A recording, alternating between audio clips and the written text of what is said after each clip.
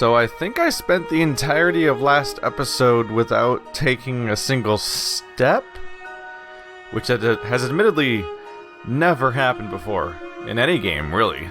That's kind of remarkable, especially since these have like bonus length episodes. But that's what happens. A lot of dialogue in this game, a lot of systems to go through. You want to check out your new character and make sure they're prepped and everything. And I'm about ready to head out, but before I do that, I am noticing that the other two party members do have flashing dialogue, and we should probably check in on that, because when it's flashing, that means it's timely. At least in theory, I'm supposed to be observing history, and not getting myself wrapped into it. All the same, this is the thrill of a lifetime. Rarely does one stand so close to monumental moments in the making. For the moment, the Scarlet Chorus could be considered an ally. Let us hope the Archon of Secrets continues to find you entertaining enough to remain friends. The disfavored, on the other hand, will be a certain threat. The Civil War has removed Ash's pretense to play well with others. So, I must ask, are you planning on taking sides in the Civil War? Or do you have other plans?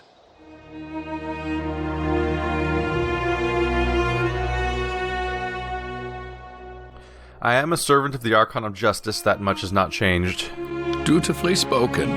It is Tunon's duty to arbitrate matters between the Archons, so this rift between Ash and Narot certainly falls under his jurisdiction. And here you are, thrust in the middle of the dispute. No doubt the mighty adjudicator will be relying heavily on you to get to the truth of the matter.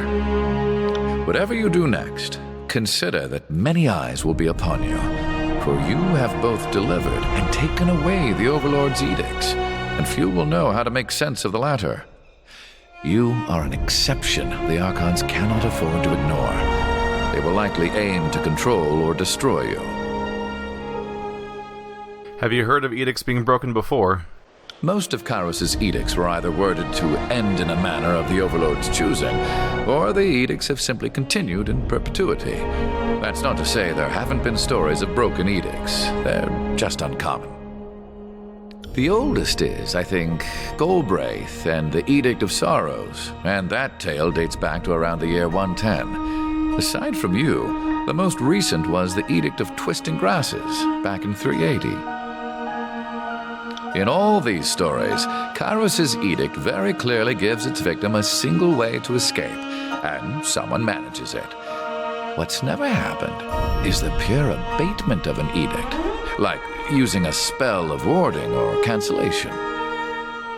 Noted. Now let's get going. Barrack stares at you through his narrow eye slits, saying nothing at all. The only evidence he still lives in this is the steam of heavy exhalations that escape the cracks of his helm. You okay there in there, Barrack? He continues to stare, unmoving. Though you can't see his face, you get the impression that his mood has darkened even further. The stench that his armor exudes has intensified. Oh yeah, that's a decent point. Barrack agreed to be part of my team until we took care of the edict, so now that's potentially over, why would he side with me now that we're fighting against his own team? Barrack, did you die under there? A loud sigh escapes his helmet, and Barrack shakes his head in tired bewilderment. You betrayed Graven Ash, the Legion, and our northern countrymen. As far as I'm concerned, you are a traitor to this campaign. Barrack leans in close, looking ready to throttle you. Alright. To be fair, this outburst is slightly out of place, because technically this all happened before we did this entire thing where we took out the edict, we took care of the edict. He agreed until then. I guess it's now coming to him because we've now taken care of the problem. Let's see. I could go for a punch, which is amusing. It was my right as Tunon's Fatebinder to choose a side. And your office compelled you to support the cause of a raving madman? If you have no better excuse than that, then I have nothing further to say to you. Let us be clear on one point. You have my blade, but my heart belongs to Ash and the North. I am a weapon bound to you only by duty, nothing more. Why is he bound to me exactly? I thought we finished the whole reason why he's with me. I am actually a little confused about that. Why is he sticking around after we finished the thing that he was sticking around for? Look at that building up. He's just an inch away from Blade Grave's grasp. A powerful attack that traps in nearby enemies in twisted spires of rock, petrifying them for a short time. That's after getting Iron Storm so quickly too. I'm about to have both skills unlocked. That was not at all planned either. One last person checking on. I know you're waiting up here, Verse. We haven't talked to you yet. So, the Scarlet Chorus and Disfavored are at each other's throats. Can't say I didn't see that coming, but the Archons might have waited until one war was over before they started another. Do you think I made the right decision? Fighting with the Scarlet Chorus? Oh, never doubt yourself for backing the winning team. The Chorus has the best chance of succeeding in the tiers. For all their skill, the Disfavored are too stubborn by far. Who can say? War is all about compromising your morals, deciding who lives and dies. What seems like a mistake turns into your greatest call down the road. I'll say this much, our time together is anything but dull. My blades are yours for as long as you'll have me. Let's be off. Alright then. That's a little bit of chat maintenance to make sure everyone's interacted with before we move on. What's that say? This fire pit burns with embers that gave off an eternal glow. Looking into the flame, you can feel you can see glimpses of the distorted faces. Do they all say that? Just that one? Is that one special, or they just didn't want to spam the same interact on all of them? Fatebinder, we despise standing at this impossible height. If you don't know how to activate the teleporter, then we are prepared to jump. We are aware of the dilemma. What do you need? What? How do you think the voices in Arat will respond to the Civil War? With all the grace and poise of an expert dancer, the Archon of Secrets prides himself at adapting to any scenario. He knows more than he could ever learn in 100 lifetimes. Nothing is new to him. Suppose I should figure out the teleporter. Yes, I suppose you should. He crosses his arms and shakes his head. I'm still amused by that time that he pretended to be indignant and betrayed when I said I was taking the tower. He's like, nah, we don't actually care. It's fine. Whatever. Click on that. Nope, just the central piece. On closer inspection, a series of symbols carved around the base of the structure come into view. One symbol pulses with a blue-white glow. The pattern resembles the glowing lines of light seen on the floor of Ascension Hall, moments before you found yourself transported above the clouds. As you stare at the symbol, the chill of the wind abates, and your chest swells with warmth. The air finally feels welcoming. Your lungs say it at last. I'd be careful going any closer.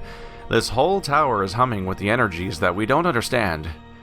Landry holds his quill poised above a sheet of parchment with anticipation. Now, I didn't say back away. Let's find out what it does. Just be cautious.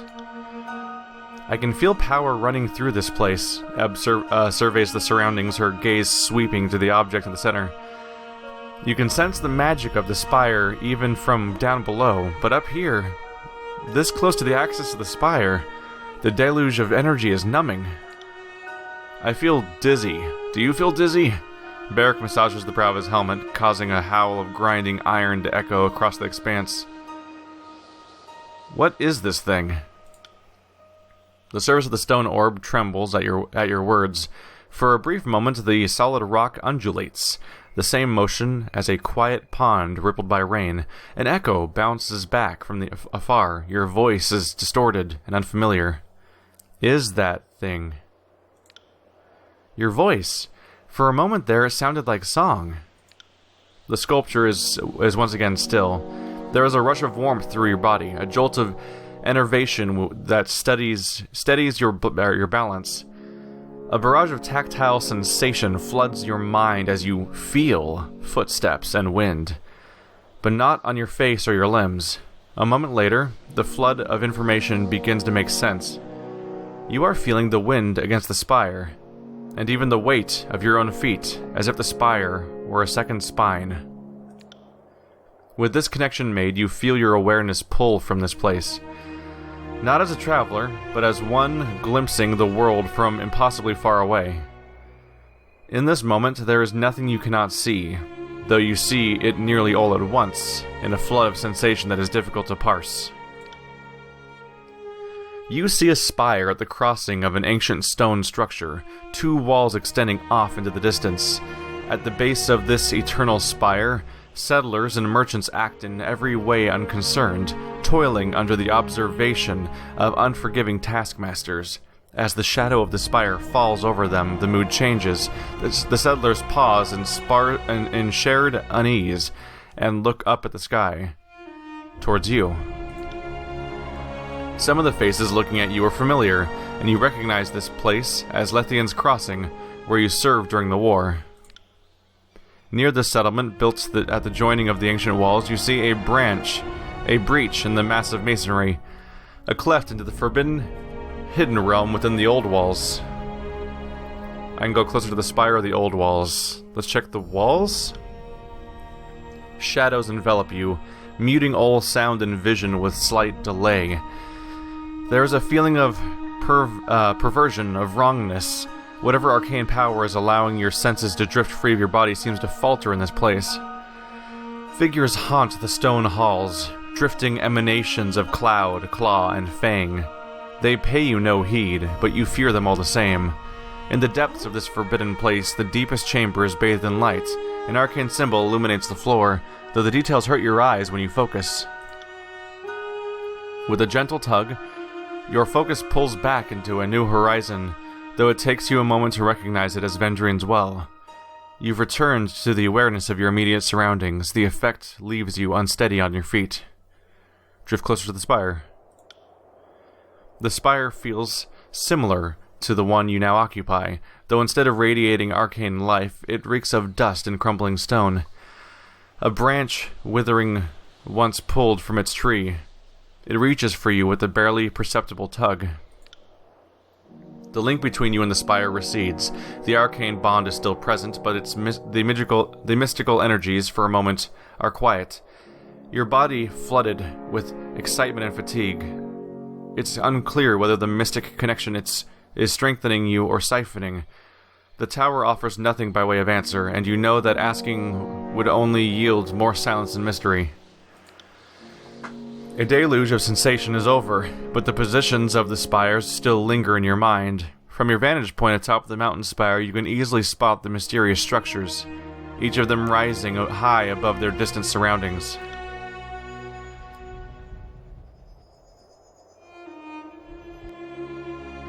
Did you sense that? Lantry signs a long sigil in the air, squinting at you as he works his cantrip. I said catnip.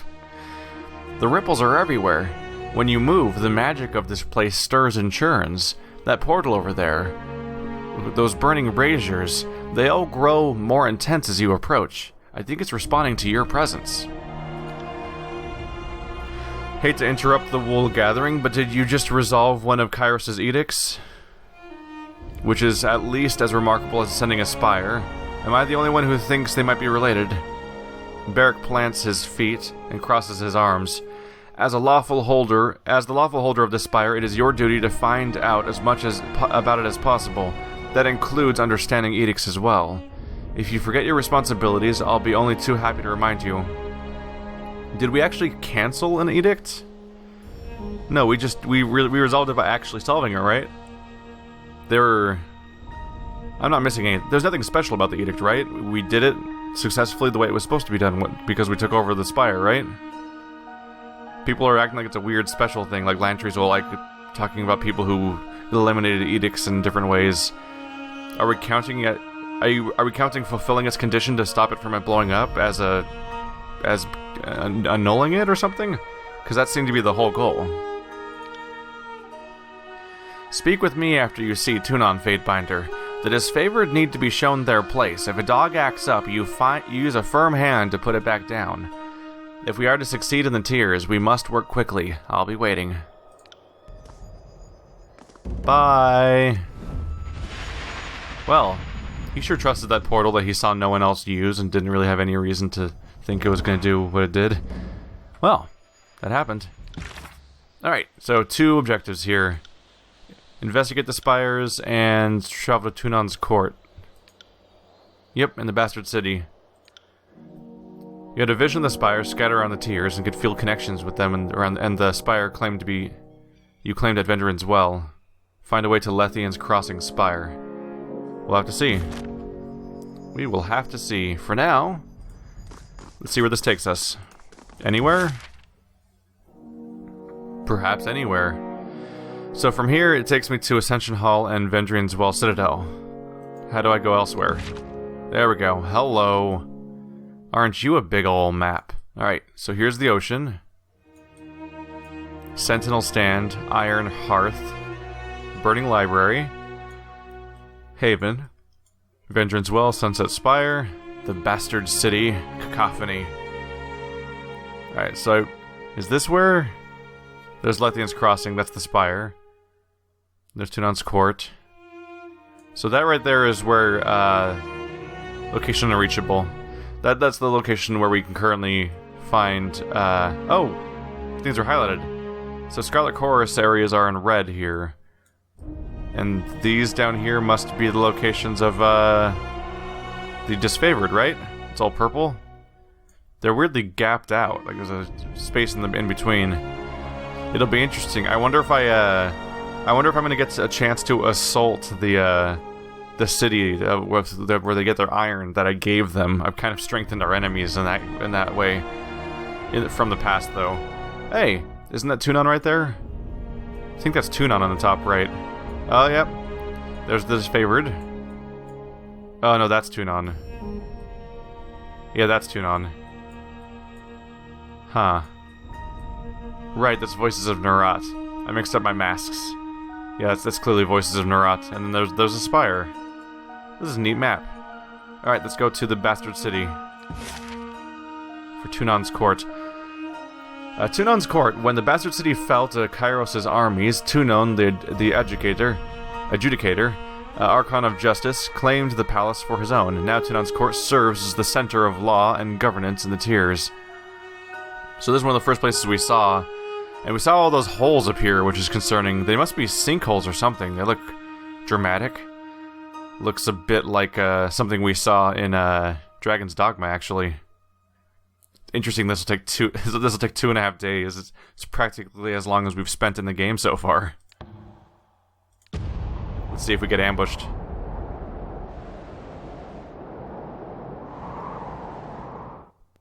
Weird. I'm starting to think that ambushes aren't random at all, and maybe they just are scripted, or maybe they will start showing up as we navigate in the future in the open world. But so yeah, surprisingly, in the entire, should we call it the prologue or Act 1, the only ambush was that one encounter with Ebb. I wonder if I had attacked them. I am curious whether I could have attacked Ebb right there and maybe taken control of her. Maybe she would have been forced to join the party, and as a result would not been in that final fight, making it easier. Or maybe she would have been replaced by another waterbender. That's not the right word for that. Are they called waterbinders? Benders, of course, are from a different game. Hello. The disfavored have shown up. There's Sevius. Whoa, what's that name? Albatronus. That's not easy. Aurora. Mocking, Blaze. Blood Mulch. Little awkward. We killed a, we did kill a Scarlet character earlier. That may not go over well.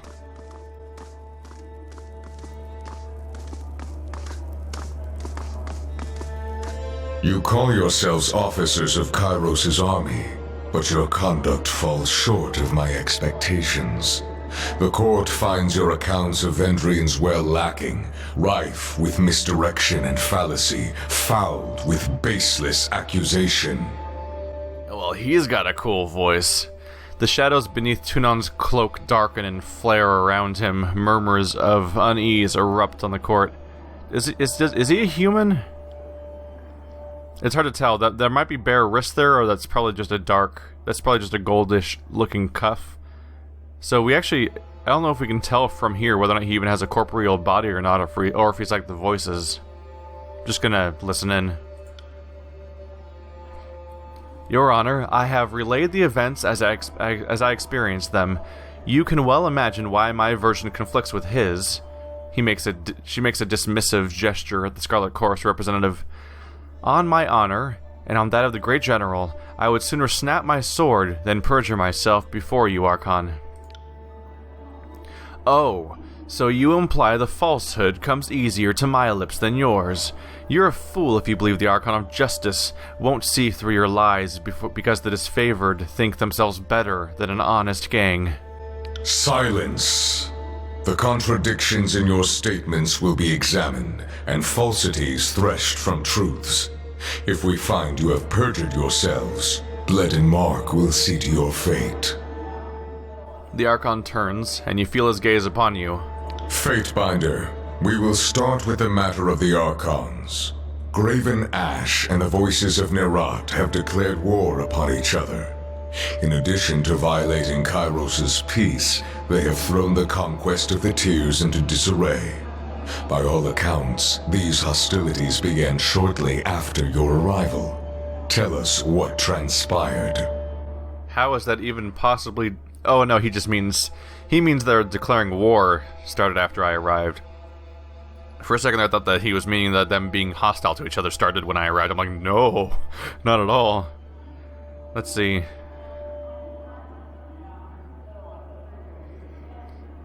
The first one's pretty accurate. Yeah. The Archons could not agree on who should lead the siege and descended into accusations of treachery. It seemed a mutual spat.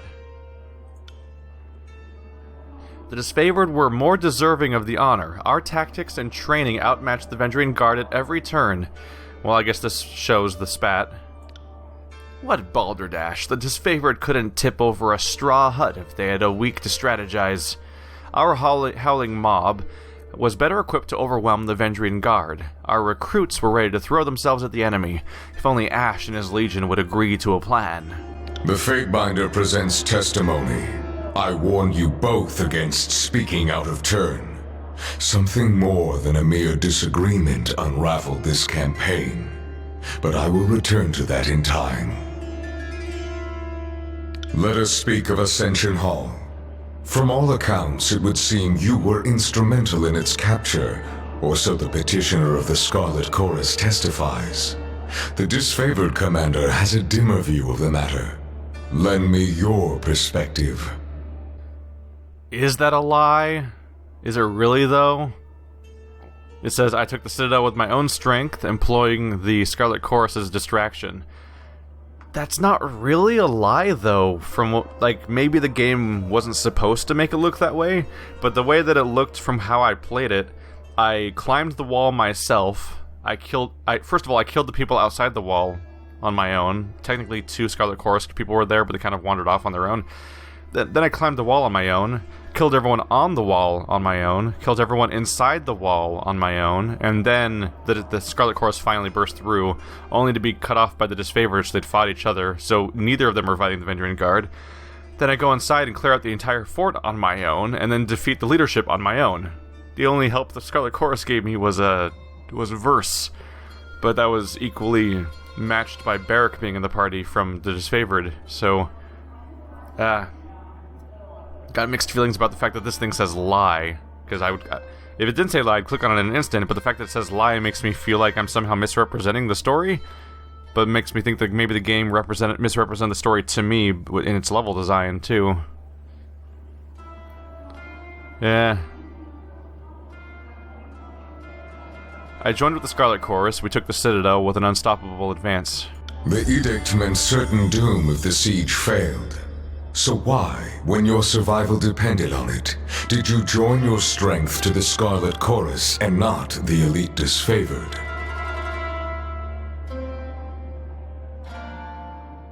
Petty squabbles clouded Graven Ash's judgment. He was too mired in assaulting the Voices to conquer the Citadel properly.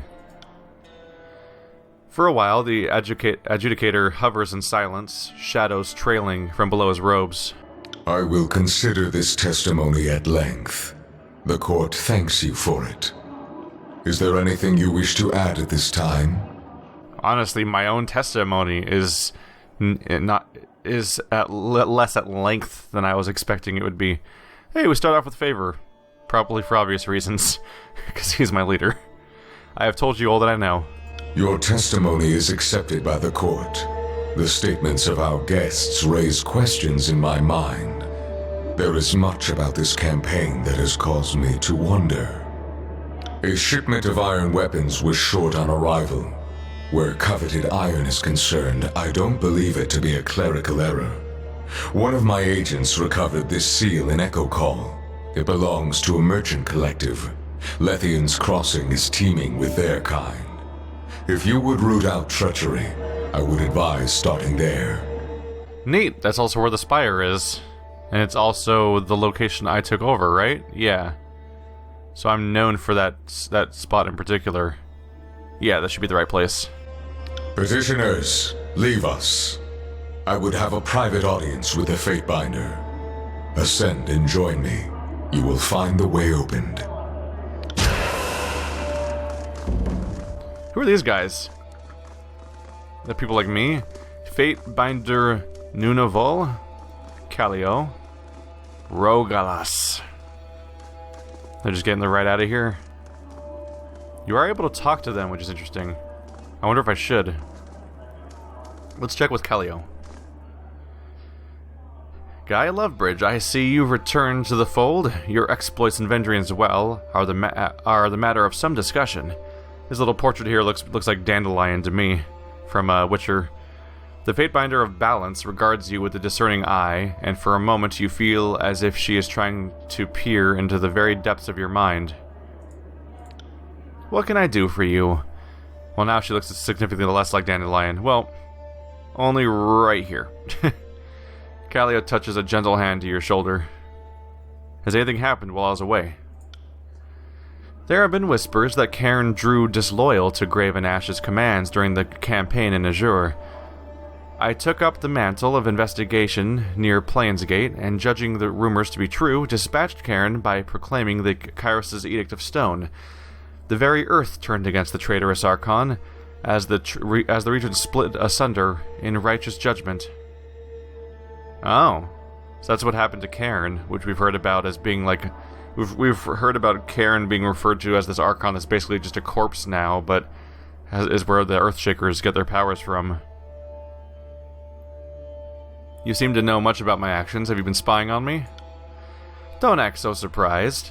It's my duty to ensure that those who operate under the Adjudicator's name adhere to the spirit of the law, if not the very letter. Of course, I've got nothing to hide. So you say, but I have to weigh all the evidence presented before me with an objective eye. Assume you are being watched, Fatebinder, but don't concern yourself. That's no more than any citizen of the Empire can expect. How have you occupied your time in Bastard City? Tunon sends me on assignments here and there. I settle disputes between the locals, and the Adjudicator is otherwise occupied. She smirks. Everything from trade disagreements to pushing chorus squatters out of the basements. Real rewarding work. She waves it off. The glory of war is not an honor reserved for the likes of us. We're the fish swimming in Tunon's wake, picking up scraps along the way. We're rather large and imposing compared to the bottom feeders of the tiers, but fish all the same. I'd like to know more about Tunon. Tunon is our Overlord's fair and exacting adjudicator. He speaks with the voice of Kairos' law, and his word is judgment. All of this and more you can learn by asking him yourself. Go on. Or does he intimidate you still? She chuckles softly. I jest, of course. I have some concerns about the war. Is this Tunon's organization, by the way? Oh, it's just Tunon, so they'll count as just being Tunon's rep. I have some concerns about the war. You are free to share them in my confidence. She leans in closer, as we're surrounded by 6 other people. Let's see. I can say we're too lenient, or peace cannot follow cruelty, or divided we cannot win. Whoops. That's too bad for us then, huh? Our armies squabble with at each other's throats. Divided, we cannot win. I'm less concerned about the armies than the Archons themselves. There can be no order when mountains collide. Who would you see as champion? So I can praise either disfavored or scarlet, or say neither, which seems to be accurate, honestly. They both have massive problems as far as I can tell. I've just kind of ended up with one more than the other one. So neither. They're both at fault and equally inept. Her mood darkens. And then who would lead our advances, or be left to deliver Kairos' peace? Would you wear this responsibility as a crown upon your head? You may find it a heavy burden to bear. You misunderstand my intent. The Fatebinder studies you with a knowing eye. Do I? Farewell. It's a more or less logical conclusion. If neither faction can lead, then you can reasonably assume that the person saying that thinks that they can lead. Not necessarily what I'm going for, but it's definitely possible. How about these other two? Nunoval. I gain favor just for talking to him, huh? Alright. On our way to 3. Ah, Guy Lovebridge. You return unscathed and more acclaimed than ever. As seems to be your way.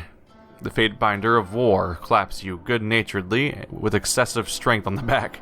Come, you must regale me with all that your journey has held. I could use a moment of respite between our friends. He regards you with a warm, boisterous smile. Speak as you wish. I'd pay a boar's weight in rings to know your thoughts. He rakes a hand through his thick red beard and offers you a grin.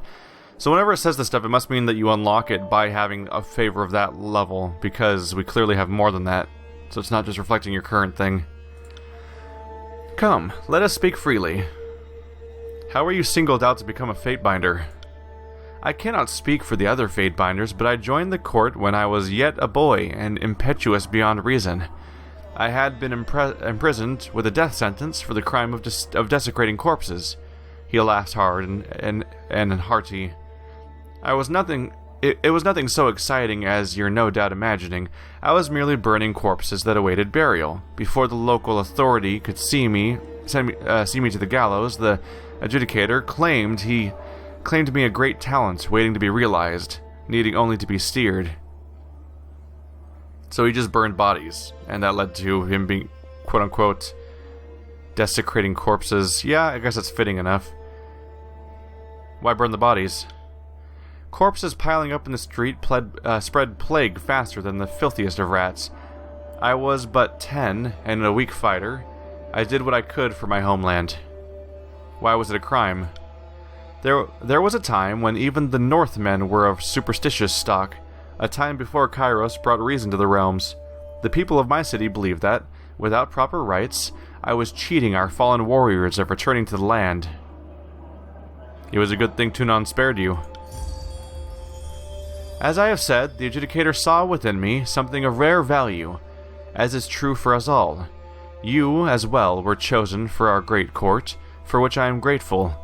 As the Fatebinder of War, I rely heavily on your talents. Let's talk about something else. I'm curious about Tunon's masks. They can be rather unsettling, can't they? Even to one such as me. But I can assure you, the innocent need not fear their objective, emotionless gaze. What of the adjudicator's masks specifically would you like to know? I want to know about the silent face.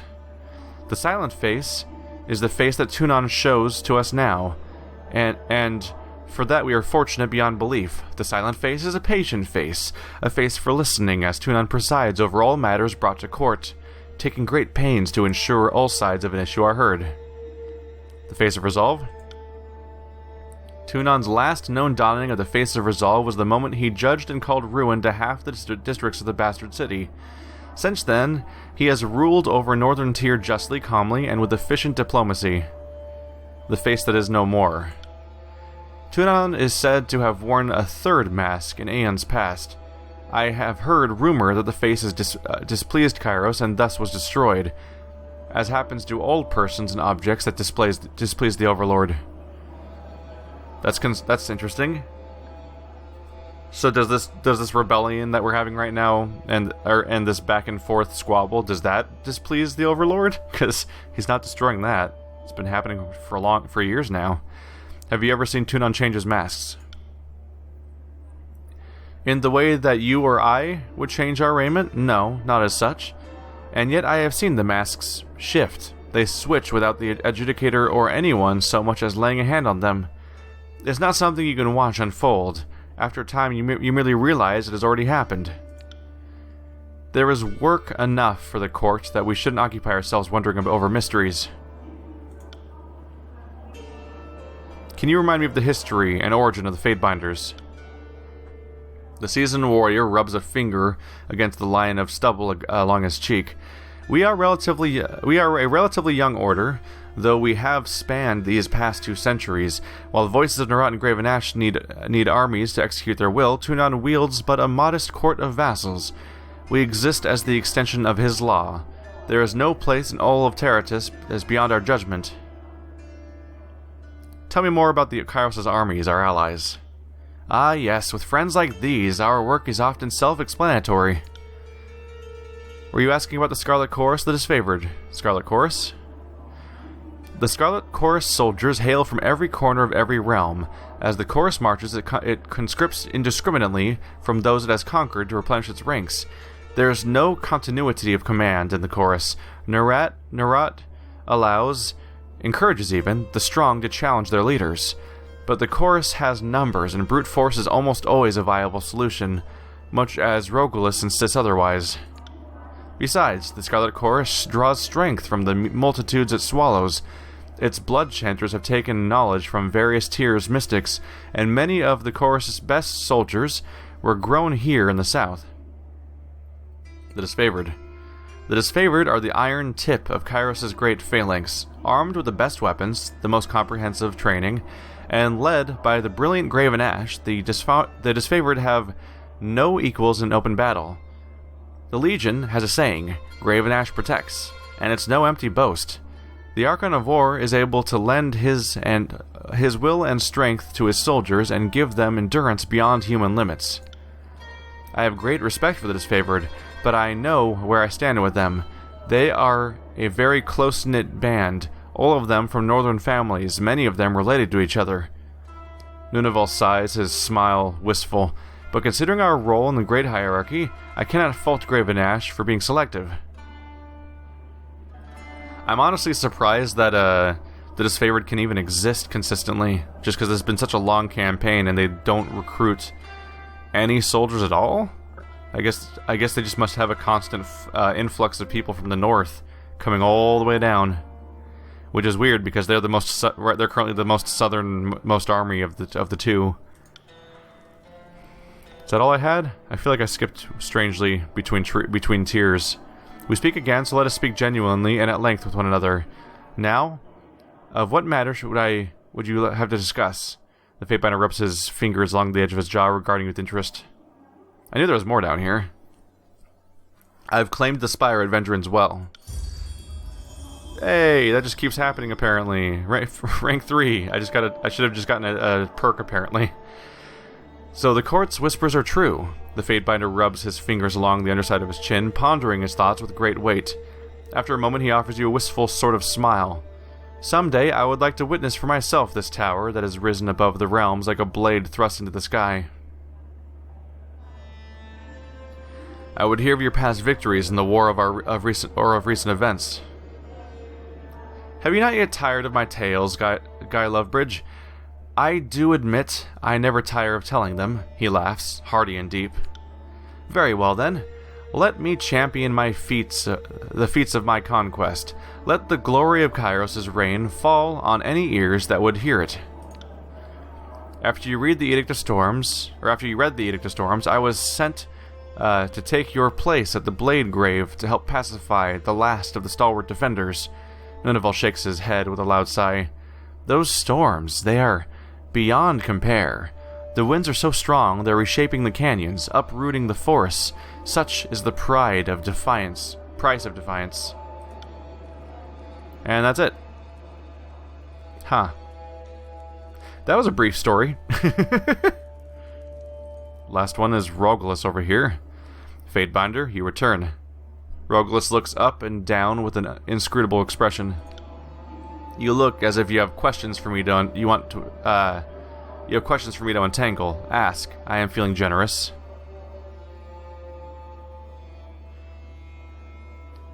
Can you tell me about the old walls and the Bane?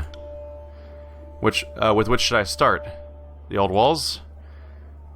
We know little enough about the ancient structures, save that they predate all historical record. The forbidding ruins crisscrossed the tiers and north alike centuries before we raised our cities. The only one old enough to guess is likely Kairos. How about the Bane? The Bane are formed in the old walls, but much of their defining qualities still escape me. They are creatures of smoke, claw, and fang. If you find yourself unfortunate enough to fight one, remember that spells are effective against them, but grab the attention of others lurking near. So if I fight Bane, I can use spells to take one down quickly, but it's going to add more to the pile, which could defeat the purpose of taking one down quickly in the first place. Where did you study when you were younger? I've been a ward of the court for as long as I've been aware. As a child, I demonstrated wholly perfect recall, and I absorbed all that Tunon and my tutors had to offer. I remember hating all the lectures and wishing I could learn at my pace. Funny how I envied the sages of the tiers, how they could spend their whole lives reading and never exhaust the library. Of course, now the Vellum Citadel is nothing more than a burning waste. Tell me about some of the past Archons. Moramus of the Mire, the Archon of Fungus, produced most of the flora in the swampland and nettlebog. A stooped hermit who rather resembled a dapperling. He was never once reported to have left his swamp. Some believe he still lives within the land, though there's been no sighting of him in nearly 300 years. It's weird how you can ask about multiple old Archons, but it goes gray, but it's just one thing. Same with the war thing I brought up before. He had like a weird paragraph that was standalone, but he's like talking about all the stories. Does it change when you click on it again? It does. Okay, that's good to know. Nox Myria, the Archon of Pestilence, was disliked in her circles. When she opened her eyes to see, her mouth to speak, it is said that flies would gush into the air, swarming so thick as to blacken the sky. She died in the 20th year of her birth, following a string of unusual and grotesque symptoms. Rin, the second Archon of Lightning, often struggled to control the power that roiled within him. If he suffered but a single slip of concentration, he risked an instant electrocution to his touch, or so he claimed after killing the first Archon of Water during a diplomatic embrace. Much that was known has been lost regarding the first Archon of Frost, but his talents were improved upon by 3 following Archons, sisters, born together and never since seen apart. It is said Rana, Narabel, and Slayer were so cold at birth that they were thought stillborn. No one's entirely sure how many Archons Kairos has killed, but I would guess it numbers several dozens or more based on the various histories I've been able to piece together. What do you think about the other Fatebinders? Need to be more specific than that, I'm afraid. There is, on last count, slightly more than a handful of us. Fatebinder of War? Nunavul's keen, brash, and a hardy braggart with a fondness for bloodshed. He can be utterly unbearable at times. His justice is fair, even if he skews towards rather exacting and uncompromising punishment at times. Fatebinder of Balance? Callio is the finest among us. Her discernment is beyond reproach, and she is perhaps Tunon's favorite. She has a mind for suspicion and observation that makes others uneasy. We operate within the confines of the law. We who operate within the confines of the law have nothing to fear, of course. What about me? I have pondered your impulsive nature. It vexes me constantly. You support the Scarlet Chorus. Your support for the Scarlet Chorus only affirms my belief that you are among the more severe and unpredictable members of our office. Well, he just came out and said that, didn't he? I'd like to know more about the tiers. Your political entity, the political entities of the tiers are essentially split between the Bastard tier, the Younger Realms, and the Free Cities. Of which would you like to know? How about the Bastard tier? The Bastard tier is most northern of the tiers, and was the first to bow to Kairos' reign.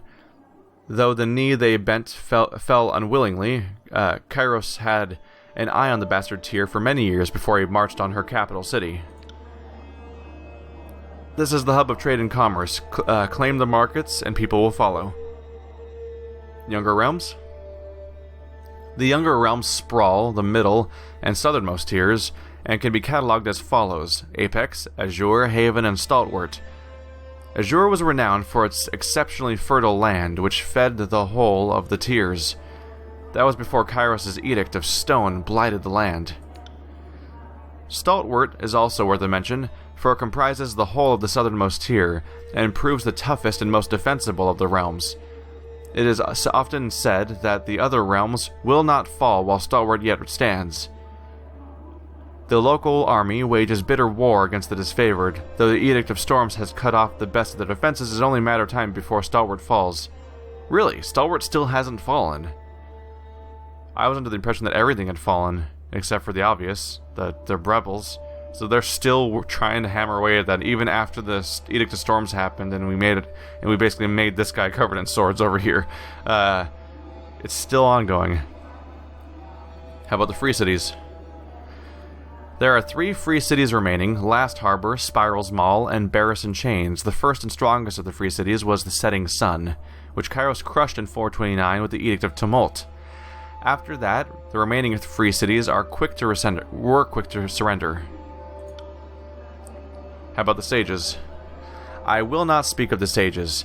They are no better than charlatans and cons, wholly selfish in their ill pursuit to hoard all knowledge from others. They are self-blinded by their own deceptions and clever manipulations. They alone cause their own undoing, and are solely to blame for the burning library. One of the most grievous of wrongs is in known histories, for which they can never be forgiven. Farewell. Alright. I got it. That's probably about it for that. I figured I'd go through all of that now, because I don't know when I'll come back, necessarily. Oh, there's a bunch of court officers everywhere. If we're going to be traveling around dealing with towers and rebellions and elements of corruption, I don't know how often I'll come back to this court. I might as well just get all of that out of the way now, so I don't have to worry about it